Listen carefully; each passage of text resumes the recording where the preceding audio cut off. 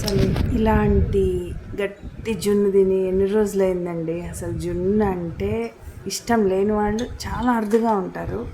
So ఇలా చాలా simple ప్రాసెస్లో ఇంత మంచిగా గట్టిగా జున్ను పాలు లేకుండా జున్నుని ఎలా చేయాలో చూద్దాం మనం.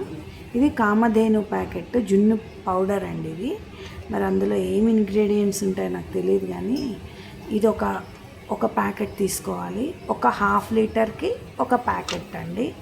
పాలని కాయకూడదు, పచ్చి పాలతోటే చేయాలి ఇది, అది గుర్తుపెట్టుకోండి. కాసిన పాలతోటి బాగా రాదు, ఆల్రెడీ ఇవి ఉడుకుతాయి కాబట్టి పాలను కాయకూడదు. సో ఈ ప్యాకెట్ మొత్తం మనం ఒక గిన్నెలో తీసుకున్నాం.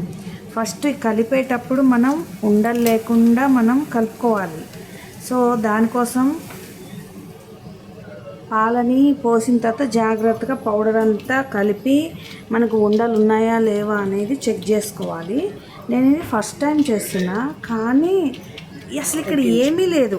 ఒక హాఫ్ లీటర్ పాలల్లో పౌడర్ యాడ్ చేసి ఉండలు లేకుండా చేయాలి, అంతే. చాలా సింపుల్. కొంచెం మందపాటి బౌల్ తీసుకోండి. బౌల్ తీసుకొని మనం ఇట్లా పాలని పౌడర్ని చక్కగా కలిపేసేయండి. అందులోనే అన్నీ ఉంటాయి, అంటే యాలకుల పొడి కానీ, మిరియాల పొడి ఫ్లేవర్ కానీ, లేదా పంచదార కానీ అన్నీ అందులోనే ఉంటాయి. కాబట్టి మనం ఏమీ ఎక్స్ట్రా కలపాల్సిన అవసరం లేదు. కానీ మనం కేర్ఫుల్గా మనం చేసేది ఒకటే పని, ఉండలు లేకుండా మంచిగా కలుపుకోండి. ఒకవేళ మీకు స్పూన్తో రాపితే చేతితోటన్నా ఇట్లా మెదిపైన చక్కగా మీరు ఉండలు లేకుండా ఒక 10 minutes కలిపారంటే ఉండలన్నీ వెళ్ళిపోతాయి. బట్ కేర్ఫుల్గా చూడండి, అడుగున ఇట్లా పిండిలాగుంటే అది జున్ను బాగా ఫామ్ కాదు.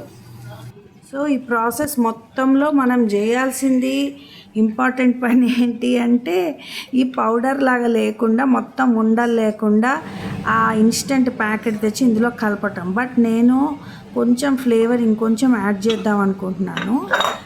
యాలక్కాయల పౌడర్ అసలు అక్కర్లేదు, ఎందుకో నాకు మరీ ఏమి చేసినట్టు లేకుండా డైరెక్ట్ ఆ పౌడర్ తెచ్చి పాలల్లో వేసి చేసేస్తే మనం చేసినట్టు ఫీలింగ్ ఉండదు, కాబట్టి కొంచెం నేను యాడ్ చేశాను.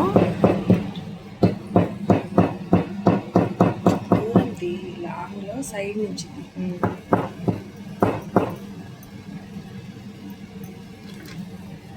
యాక్చువల్గా పొట్టు తీసి పౌడర్ని మెత్తగా చేసుకొని మధ్యలో గింజల్ని కొట్టి వేసుకుంటారు. బట్ నేను అలా వేసాను అనమాట, కనపడుతూ ఉంటేనే నాకు ఇష్టం. ఇక కొంతమందికి కొన్ని చాయిసెస్ ఉంటాయి కదా, మీకు నచ్చినట్టు చేసుకోండి. ఇక ఇది రెడీ అండి, అంతే. సరిపడా ఒక మూత తీసుకోండి, మూత పెట్టండి. ఇది కొంచెం చిన్నగా అయింది, మళ్ళీ నీళ్ళు ఇందులోకి పోతాయి కాబట్టి ఇలా కాకుండా కరెక్ట్ ఎగ్జాక్ట్గా మూత పెట్టుకుందాము. సో ఇప్పుడు ఇడ్లీ పాత్ర తీసుకోండి, డబల్ బాయిల్ చేయాలన్నమాట, డైరెక్ట్ పొయ్యి మీద పెట్టకూడదు. ఇది మామూలు జున్నులాగానే, జున్ను కూడా ఇలా చేస్తే డబల్ బాయిల్ చేస్తే గట్టిగా అవుతుంది.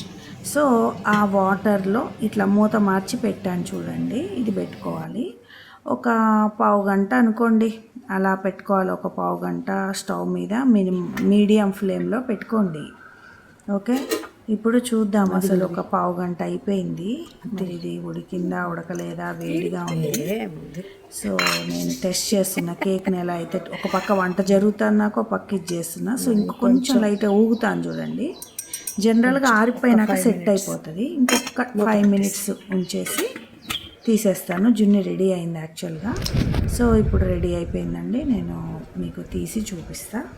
సో ఫ్రిడ్జ్లో పెట్టా కొంతసేపు. కొంతమంది వేడివేడికి ఇష్టం, కొంత ఫ్రిడ్జ్లో పెట్టి తీసేసరికి ఇక చూడండి ఇంత గట్టి జున్ను రెడీ.